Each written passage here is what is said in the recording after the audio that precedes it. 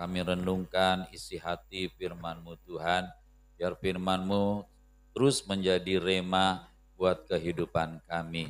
Terima kasih Bapa, di dalam nama Tuhan Yesus. Haleluya. Amin. Hari ini kita mau merenungkan dengan satu tema, apa saudara? Manusia baru dari 2 Korintus 5 ayat 17 yang sering kita bacakan. Apa? Jadi siapa yang ada di dalam Kristus, ia adalah ciptaan yang baru. Yang lama sudah berlalu, yang sesungguhnya yang baru sudah datang. Saudara manusia lama atau manusia baru? Terusnya baru ya. Walaupun saudara punya masa lalu manusia lama, tetapi kita adalah manusia baru. Terpujilah Tuhan Yesus, saudara terpilih menjadi pemenang, bahkan lebih dari pemenang. Hadiahnya bukan mobil Alphard ya, tetapi hadiahnya adalah keselamatan yang kekal. Bahkan sebelum dunia dijadikan, kita sudah ditetapkan menjadi pemenang ya. Kita ditetapkan menjadi orang yang percaya kepada Tuhan Yesus, kita ditetapkan menjadi orang-orang yang diselamatkan. Oleh karena begitu besar kasih Allah Bapa kepada dunia, kepada kita, sehingga Bapa telah mengaruniakan anaknya yang tunggal. Untuk apa? Untuk kita yang percaya kepada anaknya itu Tuhan Yesus, tidak binasa, melainkan beroleh hidup yang kekal. Itu anugerah yang sangat luar biasa buat kita semua. Haleluya. Di dalam Kristus kita menjadi ciptaan baru. Konsep kelahiran kembali oleh Tuhan Yesus menegaskan bahwa melihat kerajaan Allah bukanlah soal keturunan atau ketaatan hukum semata, melainkan perubahan radikal yang disebutkan lahir baru. Jadi kita diselamatkan bukan karena kita keluarganya orang Kristen, bukan saudara. Tetapi adalah anugerah daripada Tuhan Yesus karena Tuhan Yesus taat kepada Bapa di sorga menjalankan misi keselamatan itu bagi kita supaya ada perubahan radikal di dalam hidup kita dari manusia yang lama menjadi manusia yang baru. Ingat-ingat ya saudara bahwa saudara dan saya ini manusia baru loh. Ya nanti kita renungkan manusia lama itu seperti apa, manusia baru itu seperti apa. Kalau kita tiba-tiba menjadi manusia lama kembali, cepat bertobat, minta kembali lagi ke manusia yang baru. Supaya kita semua ini tetap menjadi miliknya Tuhan Yesus. Amin. Jangan miliknya iblis. Sebab manusia lama itu dikuasai oleh iblis, saudara. Yang kita lihat sekarang zamannya perang ini, masing-masing berdusta, saudara. Bahwa mereka menang. Itu yang terjadi di dunia ini, saudara. Tetapi kita adalah orang-orang pilihan Tuhan. Di dalam ayat yang ketiga dari Yohanes 3 itu, aku sama-sama, aku berkata kepadamu, sesungguhnya jika seorang tidak dilahirkan kembali, ia tidak dapat melihat kerajaan Allah. Saudara yang menjumpai Tuhan Yesus pada malam hari ini, namanya siapa? Nikodemus. Dia siapa? Guru besar, orang hebat, orang pintar. Mungkin S3 kali ya Pak ya kalau di sini ya. Profesor, ada yang S4 nggak ada ya. Paling ini S3 saudara ya. Tetapi profesor seperti ini tidak mengerti ketika dia berjumpa dengan Tuhan Yesus. Karena arahnya beda. Ya, si profesor itu arahnya ke kiri. Sedangkan Tuhan Yesus berbicara tentang arah yang ke kanan. Nggak nyambung saudara. Ya sampai dia juga bingung nih. Ya bagaimana saya mau tanya lagi nih. Sebab bagaimana orang kalau udah tua mau dilahirkan kembali. Ya apalagi orang yang badannya gemuk gitu. Bagaimana masuk ke rahim ibunya lagi. Ya itu menurut pemikiran daripada Nikodemus. Ya tetapi Tuhan Yesus tetap pada pandangannya manusia harus dilahirkan kembali. Ya kita juga kalau jadi Nikodemus pada waktu itu kita juga bingung saudara. Sekarang kita nggak bingung karena kita sudah baca Alkitab kan.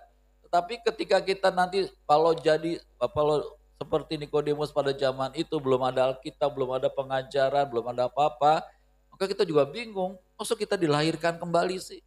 Ya, ternyata saudara dilahir kembali di dalam roh, di dalam Tuhan Yesus. Kita bersyukur ya, saudara sudah dilahirkan kembali. Coba bilang sama dirinya sendiri, saya sudah dilahirkan kembali. Ya, jadi kita nggak boleh kembali ke manusia yang lama. Amin. Yang kedua saudara, ini antara roh dan daging. Antara manusia baru dan manusia yang lama. Nikodemus sempat bingung saudara dan bertanya-tanya secara logis. Mungkinkah manusia masuk kembali ke dalam rahim ibunya? Tuhan Yesus meluruskan bahwa yang dimaksudnya adalah kelahiran secara spiritual. Secara roh, saudara, di dalam pemikiran Tuhan, bukan di dalam pemikiran manusia, saudara. Lahir dari air dan roh. Ya, makanya saudara dan saya, kita semua dibaptis di dalam nama Bapa, Putra, dan Roh Kudus, yaitu dalam nama Tuhan Yesus. Dan pada saat itu, saudara, kita menjadi miliknya Tuhan Yesus. Ya, jadi saudara bersyukur, udah dibaptis semua kan? Udah ya? Ya harusnya sudah, saudara. Nah, dilahirkan dari air kita dibaptiskan, tapi Tuhan Yesus yang membaptis kita dengan Roh Kudus. Sehingga saudara tetap mantap percaya sama Tuhan Yesus. Walaupun orang lain bilang, masa kamu percaya sama manusia? Kita tetap tegar ya untuk percaya kepada Tuhan Yesus. Karena apa? Tuhan memberikan hikmat. Tuhan Yesus, Tuhan Allah Bapa memberikan pengetahuan kepada kita. Tuhan Bapa memberikan iman kepada kita sehingga kita tetap teguh percaya kepada Tuhan Yesus. Minggu ini saya melihat ada seorang yang seorang artis bisa pindah dari Kristen masuk meninggalkan Tuhan Yesus. Dengan bangganya mereka saudara. Karena mereka hidup bukan dari hati, mereka hidup dari pikiran mereka. Mereka bangga kalau keluarganya, agamanya Pancasila. Ada 5 agama di dalam keluarganya. Ada orang seperti itu saudara. Merasa bangga bahwa mereka boleh macam-macam di dalam satu keluarga, tetapi tetap bisa bersekutu, tetap rukun. Saudara, ini bukan soal rukun, bukan soal macam-macam, tetapi soal keselamatan. Ya. Tapi saudara, susahnya begini, setiap agama mengatakan agamaku yang benar, agamaku yang akan membawa kamu masuk surga. Ya, mereka lupa surganya di mana. Ya. Kalau manusia mau cari surga, dia nggak akan ketemu. Tapi kalau Tuhan yang dari sorga turun ke dunia ini dan dia naik lagi ke sorga pada hari kenaikan Tuhan Yesus ke sorga, maka alamatnya jelas sampai ke sorga sudah. Makanya kita bersyukur karena Tuhan Yesus bukan dari dunia. Ya, dia dari sorga datang ke dalam dunia ini ya menjadi manusia ya untuk menjalankan misinya Tuhan Allah Bapa menyelamatkan manusia. Karena apa? Karena Bapa sangat sayang kepada manusia, Bapa sangat ingin menyelamatkan manusia. Di dalam analog angin saudara, Roh Kudus itu bekerja seperti angin. Ya, saudara tahu pada waktu hari Pentakosta ya, ada suara gemuruh gitu, seperti suara angin. Ya, itu Roh Kudus sedang datang. Lalu muncullah nyala api, saudara. Di atas kepalanya orang-orang yang percaya kepada Tuhan Yesus, saudara. Dan disitulah Roh Kudus mulai bekerja dengan kuasanya. Tetapi kamu akan menerima kuasa kalau Roh Kudus turun ke atas kamu dan kamu akan menjadi saksiku di Yerusalem, di rumah tangga kita, di Yudea, di Samaria, ya tetangga-tetangga kita, kenal keluarga kita, ke Samaria sampai ke ujung bumi. Bisa nggak sampai ke ujung bumi? Bisa pakai internet, saudara. Ya, jadi saudara kalau memposting sesuatu di internet itu bisa dibaca oleh orang di seluruh dunia selama di sana ada internet, saudara. Ya, itu sebabnya perkataan Tuhan Yesus ya dan amin bahwa kita akan memberitakan tentang Tuhan Yesus sampai ke ujung bumi, sampai ke seluruh dunia. Dan apa yang Tuhan Yesus katakan itu selalu benar dan memang nyata kebenarannya. Ya, karena Roh Kudus itu dapat kita rasakan. Ya, rasakan gimana? Saudara pernah merasakan Roh Kudus? Saya beberapa kali dilawat Tuhan, saudara.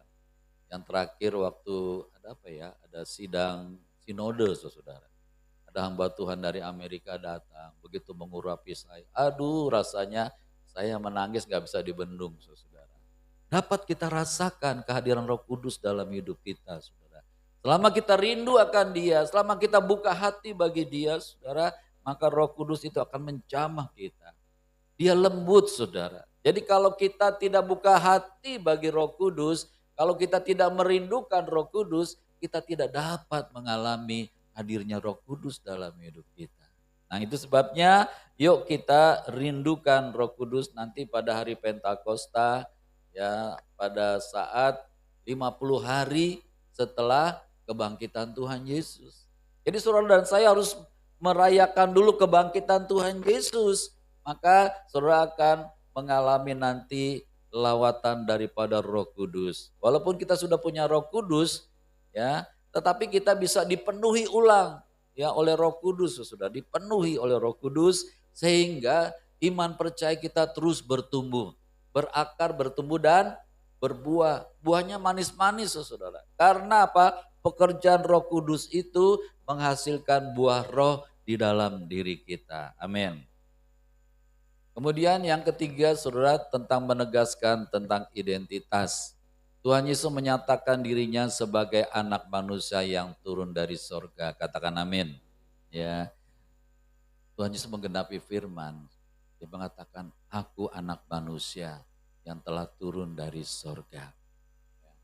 Tuhan Yesus menyatakan bahwa penyalipannya itu seperti merujuk kepada suatu peristiwa ketika bangsa Israel itu berdosa kepada Tuhan, lalu timbullah ular-ular beludak ya dari di padang gurun itu memagut mereka. Ular beludak itu kalau memagut tunggu beberapa saat orang pasti mati. Dan mereka berteriak-teriak. Lalu Tuhan menyuruh Musa membuat ular ya dari tembaga itu ditaruh di atas tiang. Siapa yang dipagut ular kalau dia melihat memandang kepada ular itu saudara, maka dia akan sembuh. Karena yang memagut ular jadi harusnya bentuknya juga seperti ular. Nah itu merujuk kepada Tuhan Yesus. Karena manusia semua telah berbuat dosa, telah kehilangan kemuliaan Allah dan upah dosa adalah maut, kematian kekal. Tetapi ketika kita memandang kepada Kristus, kepada Tuhan Yesus yang digantung di atas kayu salib itu, yang ditolak oleh manusia, ditolak juga oleh Tuhan, saudara, tetapi dia menyelamatkan kita. Ketika kita memandang Kristus, percaya kepada Tuhan Yesus, keselamatan terjadi dalam hidup kita, saudara. Ya, jadi pada waktu Tuhan Yesus mau disalibkan di depan Pontius Pilatus, orang berteriak, salibkan dia, salibkan dia. Tentu kita juga berteriak, salibkan dia. Walaupun kita sedih saudara, kita sedih karena dosa-dosa kita yang menyebabkan Tuhan Yesus disalibkan itu. Mau gak mau kita juga berkata salibkan dia. Sebab kalau dia tidak disalibkan, aku tidak diselamatkan. Ya, kita mengucap syukur dia rela disalibkan. Amin. Dia tidak berteriak. Saya kurang setuju tuh pada waktu kalau baca Alkitab ada Alkitab drama tuh. Waktu Tuhan Yesus disalibkan dia berteriak, wow gitu. Alkitab gak bilang begitu. Waktu dia disalibkan dia tidak membuka mulutnya. Satu-satunya dia membuka mulutnya, dia berteriak, Eloi, Eloi, lama sabachthani.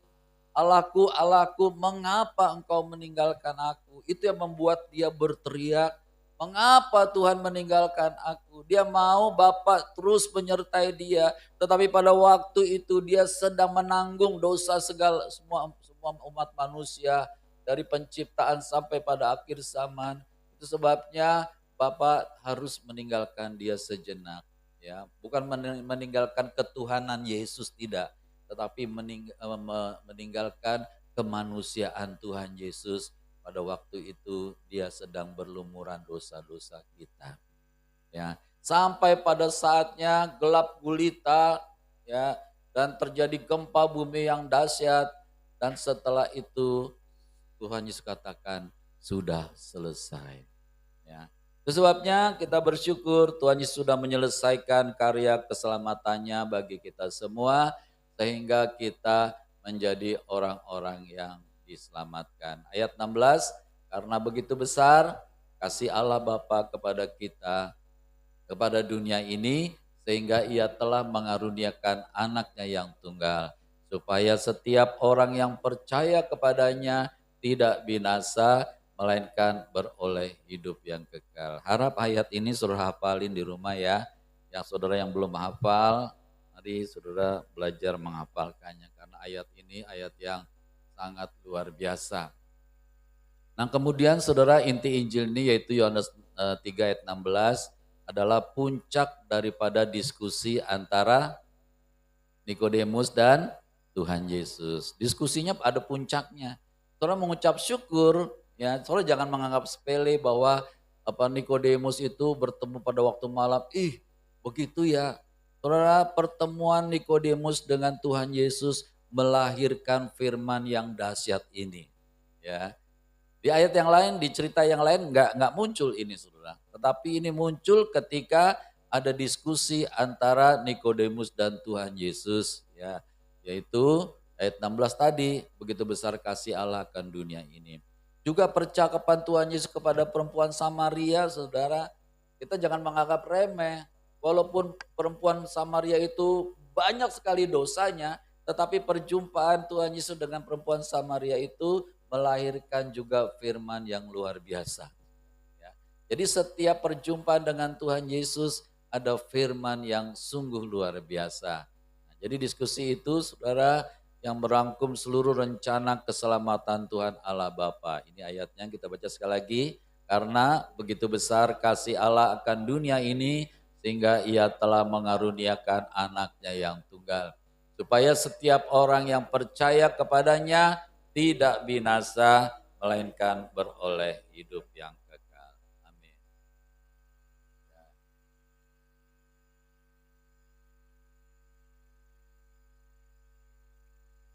Di dalam Kristus kita menjadi manusia baru. Konsep kelahiran baru ini menegaskan bahwa melihat kerajaan Allah adalah soal bukan tadi udah ya.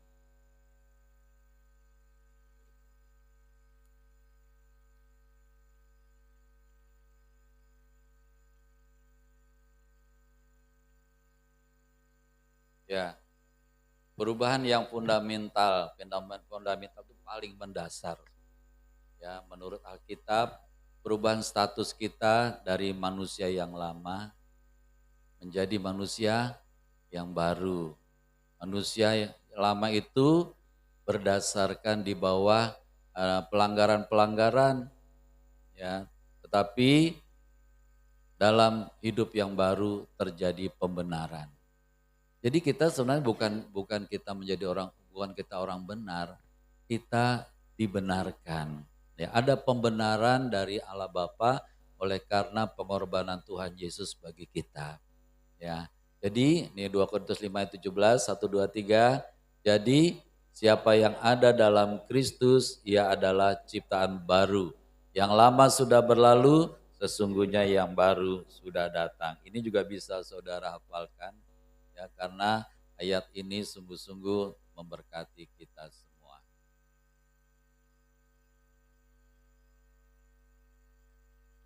Kemudian saudara penyalipan diri sendiri. Jadi saudara juga mesti disalibkan ini.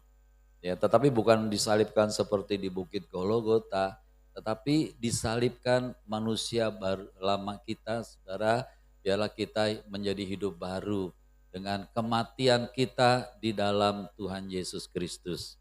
Ya, makanya kalau orang dibaptis, biarlah engkau mati bersama Kristus dan engkau dibangkitkan di dalam Kristus. Ya.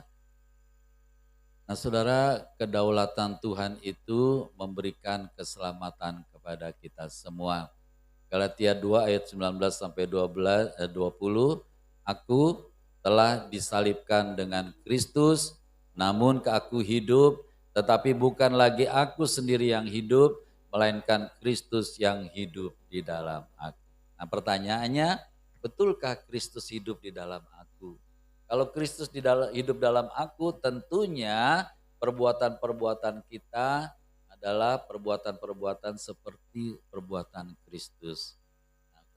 kalau kita sudah dalam Kristus tentunya ada hal-hal yang baik yang kita bisa lakukan di dalam hidup ini.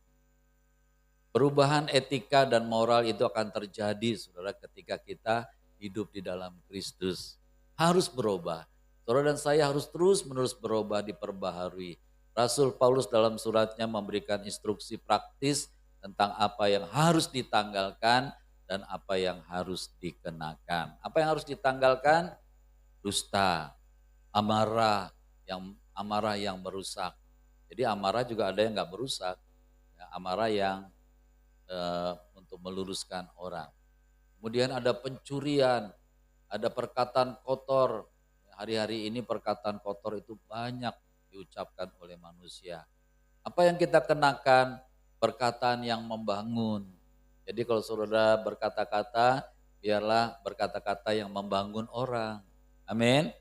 Ya, jadi jangan asal, orang bilang asal jeplak saja. Ya, begitu asal jeplak, bukan perkataan yang membangun, bisa perkataan yang meruntuhkan. Harus menjadi orang-orang yang ramah. Ya, tadinya pemarah, sekarang menjadi peramah. Yang gak gampang marah. Ya, ada orang dikit-dikit marah, dikit-dikit marah, repot ya kalau gitu ya. Tapi kita sudah diubahkan oleh Tuhan Yesus menjadi orang yang ramah. Ya, orang ramah itu orang yang senyum terus, ya, orang yang bersuka cita terus, saudara. Orang yang boleh mengucapkan kata-kata yang indah. Kemudian ada kasih mesra. Saudara, kalau mau menyelesaikan banyak masalah, mari selesaikan dalam kasih. Kalau saudara punya masalah antara orang tua dan anak, maka kasih itu yang bisa menyelesaikan perkara-perkara di dalam hidup kita. Ada kasih mesra dan ada pengampunan. Amin. Ya, saudara, kalau ada orang yang berbuat salah atau apa kepada saudara, udah ampuni saja. Saya ingat, saudara, ada perkataan teman saya, kalau ada masalah yang rumit dalam hidup kita, biarlah kita berkata, sudahlah. Amin. Kalau sudahlah, saudara, artinya selesailah. Jangan diteruskan, sudahlah. Jadi kalau ada orang mengatakan gak enak sama kita, bisa gak kita berkata dalam diri kita, sudahlah. Ya, karena apa? Penghakiman itu haknya Tuhan, bukan hak kita. Ya, hari-hari ini perang itu saling balas membalas. Harusnya saudara kalau salah satu bilang, sudahlah, selesai saudara. Ya, mari kita belajar ya seperti kitab Efesus ini. Ya. Kemudian kita harus punya fokus, keinginan hidup lama kita selalu dikendalikan oleh hawa nafsu dunia yang menyesatkan. Sebab sedangkan hidup baru kita selalu dipimpin oleh Roh Kudus. Saudara mau dipimpin Roh Kudus? Harus mau. Bahkan saudara harus minta, Roh Kudus tolong pimpin aku Tuhan. Ya. Tapi kalau saudara sudah katakan Roh Kudus pimpin aku, saudara harus melepaskan ya diri saudara. Ya, melepaskan kemarahan, melepaskan hal-hal manusia lama kita supaya kita betul-betul dipimpin Roh Kudus. Kalau Roh Kudus bilang, sudahlah, ya sudah saudara. Kalau Roh Kudus bilang, ampunilah, ya harus mengampuni. Selesai, tanpa syarat, amin. Hari-hari ini Amerika kasih persyaratan. Kalau kamu mau damai, semua kamu tentara Iran menyerah tanpa syarat. Ya, memang saudara kita harus tanpa syarat mengampuni orang. Ya, kita harus tanpa syarat melakukan kehendak Roh Kudus karena kita dipimpin oleh Roh Kudus. Galatia 5 ayat 17, sebab keinginan daging berlawanan dengan keinginan roh dan keinginan roh berlawanan dengan keinginan daging. Jadi kita tidak bisa dua-duanya. Sama terang sama gelap itu tidak bisa bersatu. Oh saya mau terang sama gelap, jadinya apa tuh? Ya. Sebenarnya kalau ada terang, pasti gelapnya pergi. Ya. Andai kata tengah malam di tempat ini semua lampu dimatikan, gelap semuanya. Saya tidak bisa melihat saudara sama sekali. Tetapi kalau ada satu titik terang saja, maka kita bisa melihat. Jadi terang itu harus bercahaya di dalam hidup kita. Ya, jangan gelap, gitu kan, tangan mesti ke sini. Ya. Kita bukan orang-orang gelap, kita orang-orang terang. Jadi segala sesuatu yang gelap harus bisa menjadi terang di dalam kita. Karena Tuhan Yesus katakan, kamulah terang dunia. Ya, kenapa? Karena Tuhan Yesus terang dunia ada di dalam diri kita. Yuk kita menjadi orang-orang yang terang di dalam Tuhan Yesus Kristus. Dan kesimpulannya adalah saudara, hidup kita yang lama yang berpusat pada diri sendiri. Ya, dan berakhir pada maut. Jadi kalau hidup kita berpusat pada diri kita sendiri, maka akan berakhir dalam maut. Ya, zaman sekarang katanya saya dengar satu percakapan, anak-anak sekarang itu anak-anak yang memikirkan dirinya sendiri. Kalau dia bekerja, oh yang penting gue dapat gaji yang gede.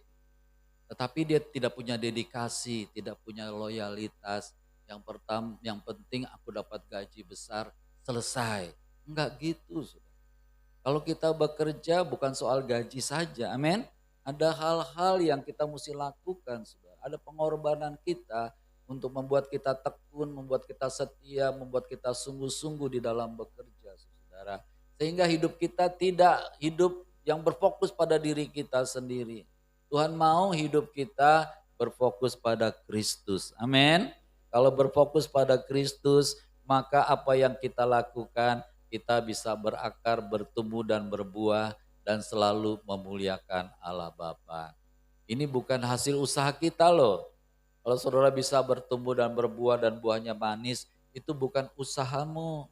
Kamu cuma percaya kepada Tuhan Yesus, mengandalkan Tuhan Yesus, berserah kepada Tuhan Yesus. Tuhan Yesus pimpin kita melalui Roh Kudus-Nya sehingga kita menjadi orang yang berbuah. Ya, sehingga benih yang jatuh di dalam hidup kita itu seperti benih yang jatuh di tanah yang terbaik, berakar, bertumbuh dan berbuah 100 kali lipat. Dan hidup kita akan terus dalam anugerah Tuhan dan iman kita terus akan bertambah. Biarlah kita selalu hidup yang berpusat pada Tuhan Yesus Kristus. Biarlah pikiranmu adalah pikiran Kristus ada di dalam pikiran kita, supaya tindakan-tindakan yang kita lakukan selalu memuliakan Tuhan Yesus. Amin. Bapa di surga, kami bersyukur ya Bapa, kalau kami boleh diajar pada hari ini agar kami menjadi manusia baru dan manusia lama kami harus kami tinggalkan. Kami tidak boleh kembali kepada manusia lama kami sebab kami telah diselamatkan oleh pengorbanan Tuhan Yesus di kayu salib. Biarlah kami menjadi ciptaan yang baru sebab yang lama sudah berlalu, yang baru sudah datang. Di dalam nama Tuhan Yesus. Haleluya. Amin.